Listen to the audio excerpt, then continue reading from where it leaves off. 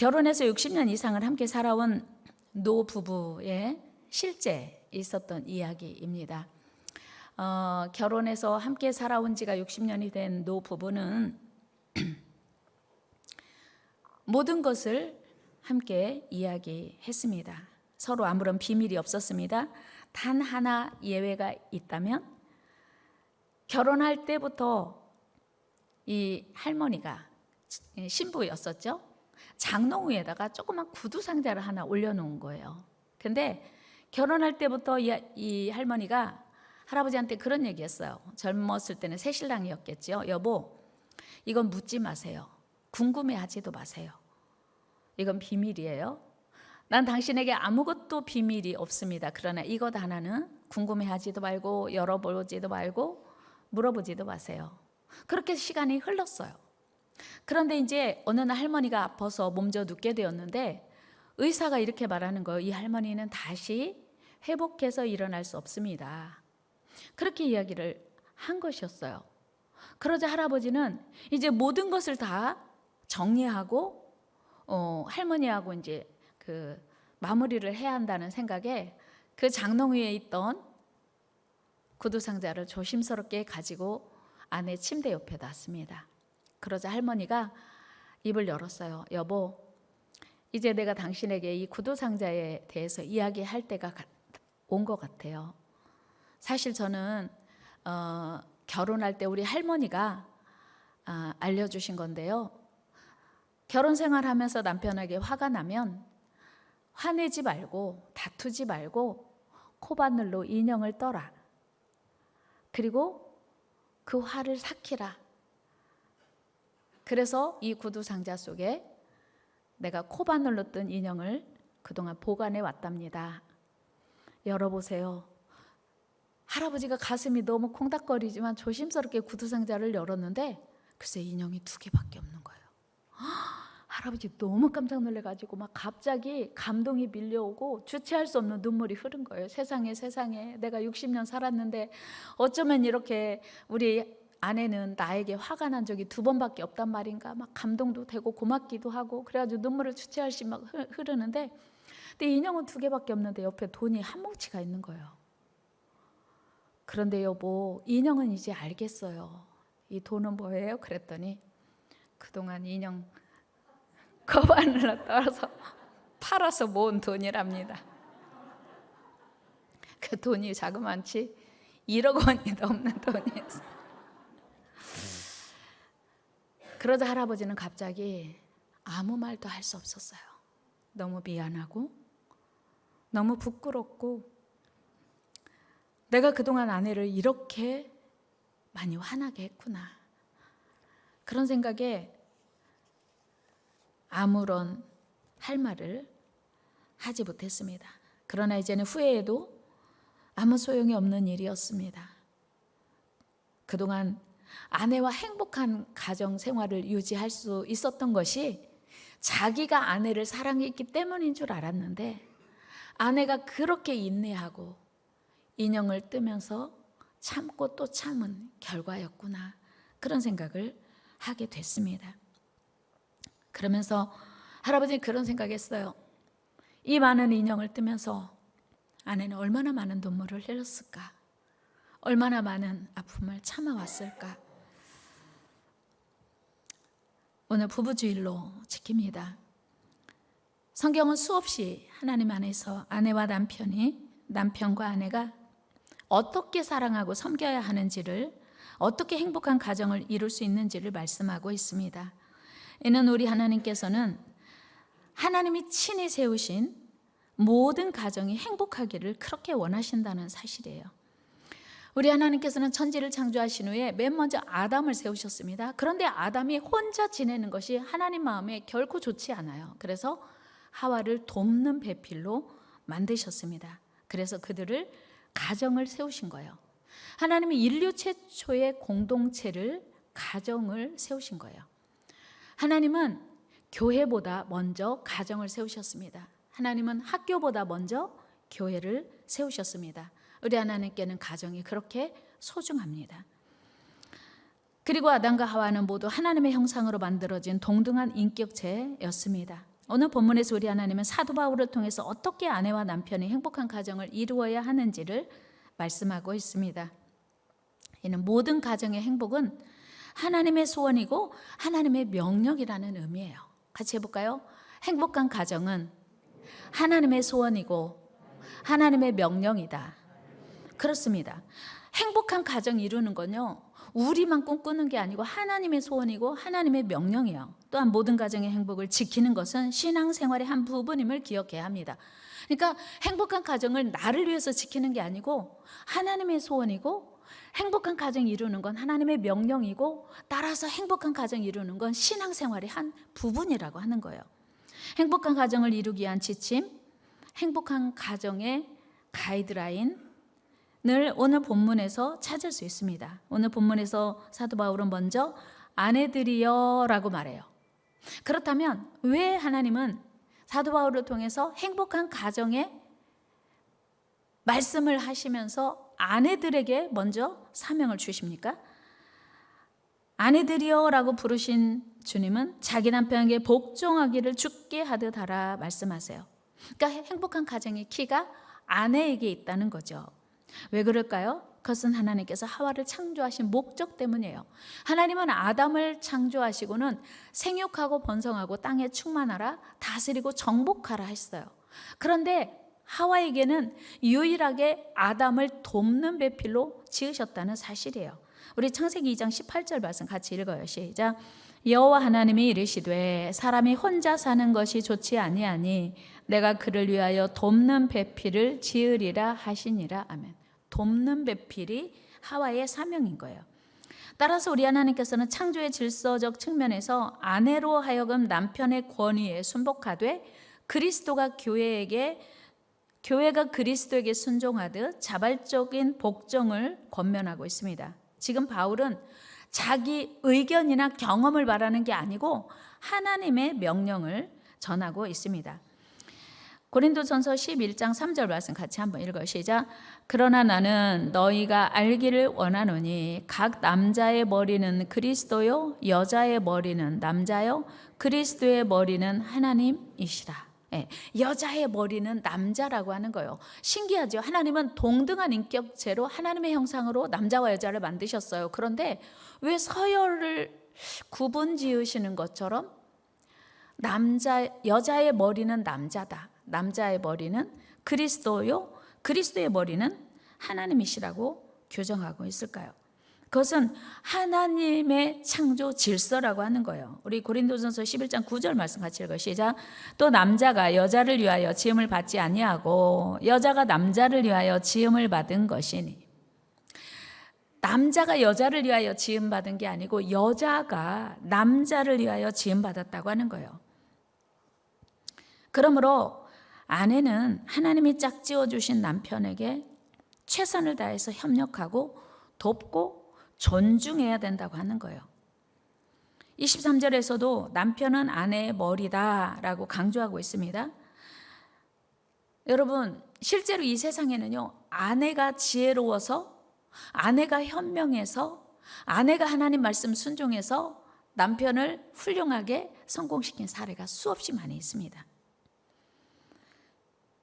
불우한 환경 때문에 배움을 포기하고 공장에 취직해서 말단 직공으로 있던 한 청년이 있었습니다. 그는 굳은 일을 하다 보니까 항상 옷은 기름때가 쩔어 있었고, 그리고 항상 다른 사람의 지시를 받으면서 일을 하니까 낙심과 절망과 좌절감과 그리고 열등감으로 매일 술만 마시면서 방탕한 생활을 했습니다. 그러던 어느 날 착한 여자를 만났고 그 여자를 사랑하게 되었고 결혼하게 되었습니다. 그 아내는 진정으로 그 남편을 사랑했습니다. 그가 하는 일이 비록 보잘 것 없는 일이었지만 유난히 정이 많은 남편의 됨됨이를 늘 자랑스럽게 생각했습니다. 그럼에도 불구하고 남편은 착한 아내에게 적은 월급과 기름때 찌든 작업복을 내놓을 때마다 부끄러운 표정을 지었습니다. 그런 남편을 보고 아내는 마음이 아팠습니다. 그래서 아내는 이런 계획을 세웠어요. 내가 남편을 위로하고 힘을 줘야지, 격려해야지. 그래서 매일 아침 아내는 남편의 도시락을 준비하면서 그 도시락 안에다가 편지를 썼어요. 여보, 당신을 사랑합니다. 당신을 존경합니다. 그리고 당신은 너무 자랑스러웠습니다. 아내로부터 매일같이 이렇게 쓰여진 편지를 받은 남편은 처음에는 아내가 자신에게 용기를 주려고 일부러 이런 편지를 쓴다고 생각했어요. 그리고 고마워했습니다. 그런데 몇 달이 지나도 아내의 편지는 그칠 줄 몰랐어요. 계속됐어요. 그는 정말로 아내가 자기에 대해 자랑스러움을 느낄 수 있도록 해야겠다고 다짐을 하게 돼요. 그리고 그때부터 그는 매일 평소보다 2시간 일찍 출근을 해서 미처 사람들이 출근하기 전에 창고도 정리하고 지하실도 청소하고 온갖 굳은 일을 다 하면서 이제 보냈습니다. 사람들이 출근하기 전에 모든 일을 끝마쳤기 때문에 사실은 아내에게도 그 사실을 자세히 말하지 않았어요. 그렇게 매일 아침 청소를 하면서 그는 보람 있는 나날을 보냈습니다. 그리고 많은 시간이 흘렀습니다. 그날 아침도 역시 아내가 싸준 도시락을 들고 일찍 출근을 했습니다.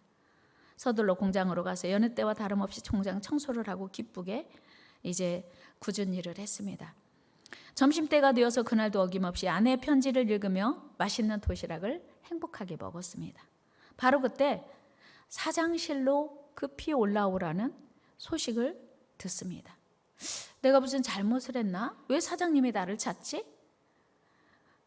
의아한 마음으로 영문을 모른 채 사장실로 올라갔습니다. 그런데 사장님은 그만 뜻밖의 말씀을 하시는 거예요. 나는 20년 전부터 자네를 지켜봤네. 자네는 아무도 하기 싫은 굳은 일을 다 도맡아 했고 그리고도 티내지 않고 성실하게 묵묵히 일해 온 당신에게 진심으로 경의를 표합니다. 그리고 사장은 그를 부사장으로 승진을 시키는 것이었어요. 부사장이 된 그는 그 이후에도 공장 청소를 변함없이 스스로 열심히 했습니다. 당신을 사랑합니다. 나는 당신이 자랑스러워요. 20년을 한결같이 격려해준 아내의 진정한 사랑은 무력감과 열등감에 빠진 남편을 세상에서 가장 능력 있는 멋진 남편으로 세우는 힘이 되었습니다. 성경은 아내의 순종에 대해서 분명히 말씀합니다. 베드로전서 3장 1절 말씀 읽습니다. 시작. 아내들아 이와 같이 자기 남편에게 순종하라. 이는 혹 말씀을 순종하지 않는 자라도 말로 말미암지 않고 그 안에 행실로 말미암아 구원을 받게 하려 함이니. 아멘. 그러니까 남편에게 순종하고 남편을 존경해야 할 이유는 그 남편이 아내의 말이 아닌 아내의 행실로 구원할 수 있기 때문이라는 거예요. 이런 아내는 진주보다 귀하다고 잠언 31장은 이야기하고 있습니다. 우리 한번 같이 말씀 읽어볼까요? 시작. 누가 현숙한 여인을 찾아 얻겠느냐? 그의 값은 진주보다 더하니라. 여러분, 진주보다 더 귀한 여인, 진주보다 더 귀한 아내 되시기를 축복합니다. 이 자리에 계신 모든 아내들이요, 진주보다 더 비싼 보석 같은 아내 되기를 축복합니다. 남편에게 순종함으로, 남편에게 순종하고 남편을 존중하는 것이 하나님께도 순종하는 것이고, 그리고 남편을 세우는 일이라고 하는 거예요. 알버트 슈바이처 박사는 자기가 유명해진 어느 날, 자기가 오늘 이렇게 유명해진 것은 자기 공로가 아니고 자기를 일생 동안 내조해준 아내 헬레나 때문이라는 그런 이야기를 한 적이 있습니다. 실제로 통계에 의하면 아침에 집을 나서면서 아내에게 키스를 받은 남편은 그렇게 하지 않은 부부보다 평균 수명이 5년이나 길고 자동차 사고도 현저하게 준대요. 결근율도 50% 감소하고 수입은 25%나 증가한다고 합니다. 물론 요즘은 아내들도 다 출근하니까 좀 다른 모습일 수 있지만 어쨌든 아침에 출근하는 남편에게, 출근하는 아내에게 키스하는 일은, 사랑을 표하는 일은 너무나 귀하고 소중한 일이다라고 하는 일이고, 부부관계를 증진시키고 향상시키는 일이라고 하는 건 부인할 수 없습니다. 결국 남편에게 순종하고 위로하는 것은 아내 자신에게도 행복을 선물하는 일이 되는 것입니다. 그러므로 이 자리에 계신 아내들이요, 오늘 하나님 말씀대로 남편에게 순종하고 행복한 가정의 주인공 되시기를 축복합니다. 여기까지 들으면 우리 아내가 지금 말씀 잘 듣고 있는지 모르겠네, 그런 생각 들죠. 이규성 집사는 오늘 아내를 데리고 왔어야 되는데, 우리 아내가 오늘 이 말씀을 들었어야 되는데, 그런 생각 드시죠. 그런데 아내에 대해서만 말씀하는 게 아니고 이어서 하나님은 바울을 통해서 남편들이여 라고 그 다음 말씀을 이어가십니다. 남편들아 아내 사랑하기를 그리스도께서 교회를 사랑하고 교회를 위하여 자신을 주신 같이 하라. 25절에서 하나님은요, 남편들에게 아내들을 다스리고 군림하라고 하지 않으셨어요. 아내들에게 남편이 아내의 머리다 그렇게 말씀하셨으니까 우리 생각에는, 그래서 남편들은 남편인 당신 마음대로 해도 좋소, 이 성경이 없어요. 그리스도께서 교회를 위하여 자신을 주신같이 그렇게 사랑하래. 헌신적으로 희생하면서 사랑하라는 거예요. 물론 아내를 사랑하지 않는 남편이 어디 있겠습니까? 그러나 그 사랑의 방법이 문제인 거예요. 본문에서 분명히 밝히고 있습니다. 아내를 사랑하되 그리스도께서 교회를 사랑하시고 자신을 주신같이 하라는 거예요. 이 말씀은 우리 주님께서 교회를 사랑하시기 위해서 자신을 십자가에 내어주셨어요. 희생하고 헌신했어요. 즉 우리 주님이 십자가에서 죽으심으로 말미암아 교회가 시작되었습니다. 만일 예수님이 여러분 십자가에서 죽으시지 않았더라면 오늘날 교회는 탄생할 수 없었다는 사실이에요. 존재할 수 없었을 것입니다. 그러므로 그리스도와 교회는 철저하게 사랑의 관계입니다. 그가 예수님께서 자기 생명을 내어주심으로 교회가 탄생했기에 교회는 예수님의 애틋한 사랑의 대상이 아닐 수 없습니다. 그러므로 남편이 아내 사랑하되 그리스도께서 교회를 사랑하듯이 남편이 아내를 사랑해야 한다는 것입니다. 그것은 바로 남편은 아내를 지극히 아끼고 사랑할 뿐 아니라 헌신적으로 보호하고 소중히 여기라는 거예요. 또한 사도 바울은 28절에서 자기 아내 사랑하는 것은 바로 자기 자신을 사랑하는 거래요. 한 말씀 볼까요? 자기 자신을 사랑하는, 같이 읽어요. 이와 같이 남편들도 자기 아내 사랑하기를, 자기 아내를 사랑하는 자는 자기를 사랑하는 것이니라. 아멘. 보세요. 아내 사랑하는 것이 곧 자기를 사랑하는 거래요. 왜 그럴까요? 부부는 한 몸이라서 그런 거예요.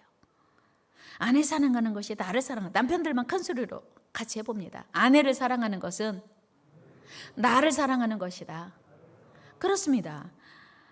자기 아내 사랑하는 것은 나는 희생하고 헌신하고 아내만 좋은 일이 아니라 내가 행복해지는 일이라고 하는 거예요. 여러분, 그 누가 자기 자신을 매질하거나 구박합니까? 또 함부로 대합니까? 자기 자신에게 폭행하는 남편이 있습니까? 자기 자신을 말로 폭행하거나 신체적으로 폭행하는 자기 자신을 하는 사람이 있겠습니까? 아무도 없습니다. 자기 자신은 소중히 여기고 귀히 여겨요. 그런데 더러 남편들 중에는 말로 폭행하고 신체적인 폭행을 가하는 사람들이 더러 있어요. 이거는 자기 자신을 해치는 것과 똑같다고 성경은 이야기합니다. 또 소 닭 보듯이 무관심한 남편들이 있다고 하는 거예요. 여러분, 이것은 하나님 보실 때 절대로 옳지 않은 일임을 우리는 기억해야 합니다. 아무리 미련한 바보라도 자기를 함부로 하는 사람은 없을 것입니다. 그러므로 남편들은 아내에 대한 자기 사랑을 점검해 보시고 성경이 말하는 아내 사랑, 하나님이 명령하시는 아내 사랑에 최선을 다하시기 바랍니다. 여러분, 부부 간의 사랑은 이 땅에서만 허락된 일이에요. 천국은 육체적으로 부부가 없습니다. 천국에서 우리 육체로 사랑하는 일이 없어요. 천국은 영으로 우리가 하나님과 함께 살기 때문이에요. 그러므로 우리는 지금 우리의 가정을 통해서 작은 천국을 누려야 합니다. 주님의 마음으로 무한히 이해하고 무한히 양보하고 배려할 때 작은 천국을 이루게 되는 것입니다. 우리 베드로전서 3장 7절 말씀 같이 읽어요. 시작. 남편들아, 이와 같이 지식을 따라 너희 아내와 동거하고 그를 더 연약한 그릇이요 또 생명의 은혜를 함께 이어받을 자로 알아 귀히 여기라. 이는 너희 기도가 막히지 아니하게 하리 함이라. 아멘. 보세요. 남편들에게 아내를 연약한 그릇이니까 귀히 여기래요. 그런데 마지막에 뭐라고 말하냐면 너희 기도가 막히지 않기 위해서 아내를 귀히 여기래요. 그러니까 아내 사랑하는 것이 영적인 일이라는 거예요. 아내 사랑하는 것이 하나님의 명령이고 신앙생활의 한 부분이라고 하는 거예요. 그래서 아내를 소홀히 함으로 기도가 막히지 않게 하라고 베드로 사도는 이야기하고 있습니다.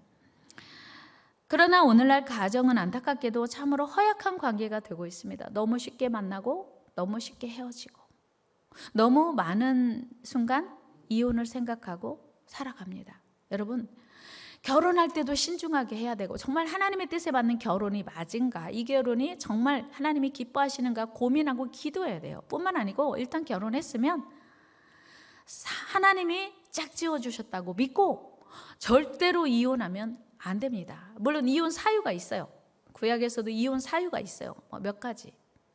도저히 같이 살 수 없는 이혼 사유들이 있어요. 그것들 제외하고는 살아가면서 서로 존중하고 사랑하고 희생하고 헌신하면요 다 맞춰 살 수 있습니다.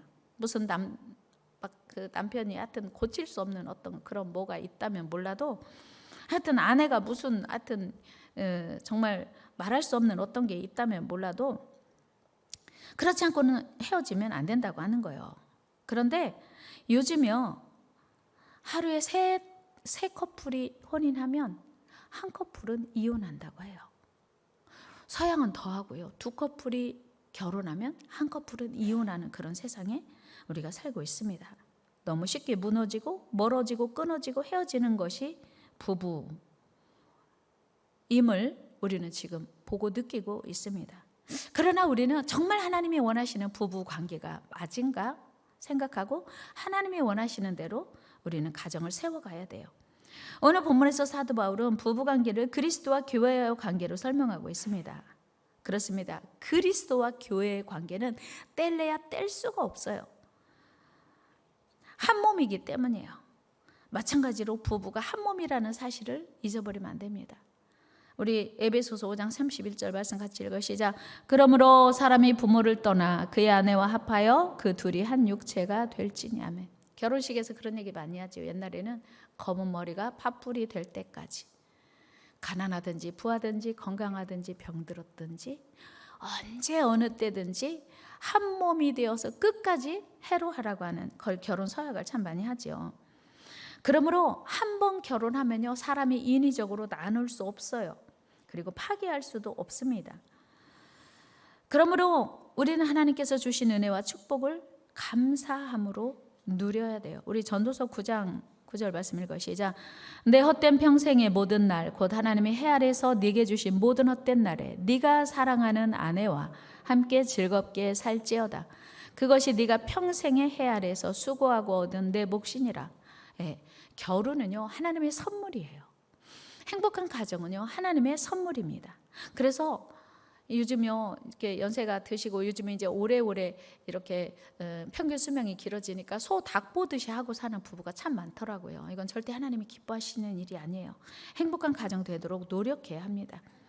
또한 남편을 아내를 경제적인 가치로만 가정의 행복의 기준을 삼으면 안 됩니다. 잠언 17장 1절에 보면요.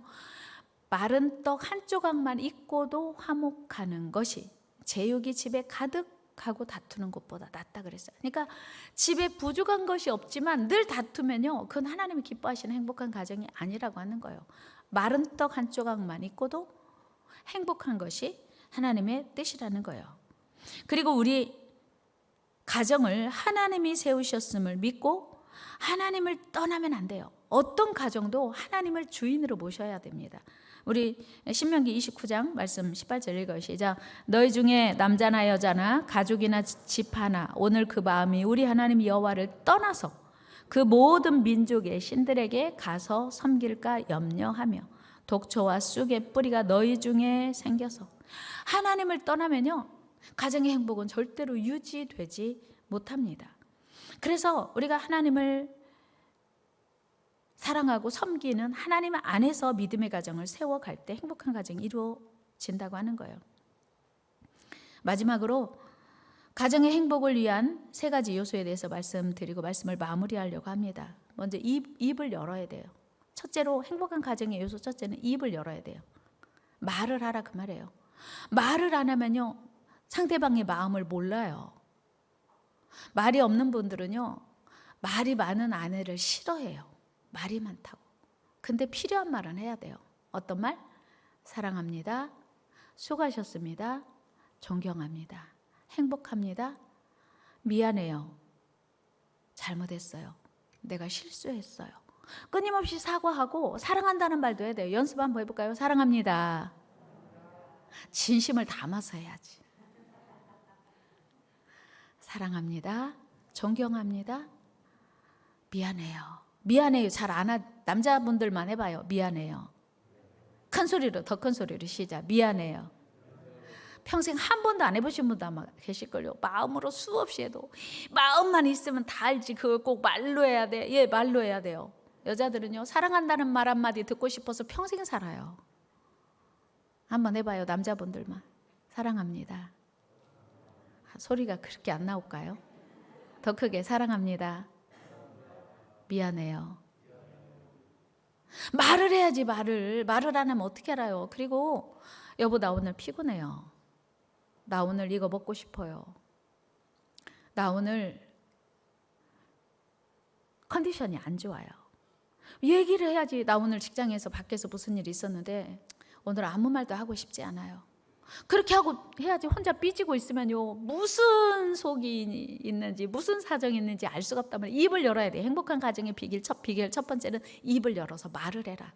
비밀이 없이 서로 다 이야기를 해야 됩니다. 끊임없이 표현해야 돼요. 두 번째는 귀를 열어야 돼요. 상대방의 말을 시끄러 듣기 싫어 하지 말고, 그러셨군요. 네, 힘드셨겠네요.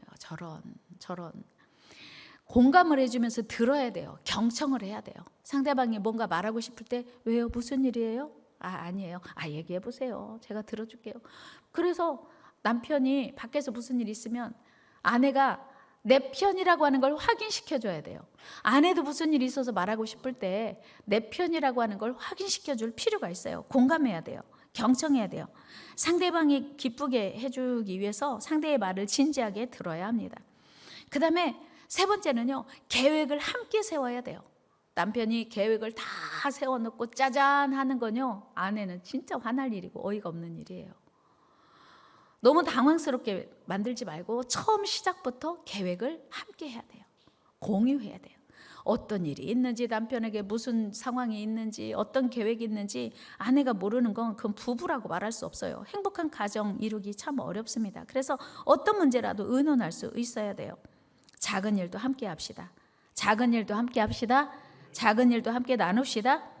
그리고 어떤 환경에서 마지막으로는 감사하는 거예요. 감사. 탈무드에 이런 말이 있습니다. 만일 한쪽 발이 다쳤으면 2발을 다치지 않은 것을 감사하라. 2발이 다 다쳤으면 머리 다치지 않는 거 감사하라.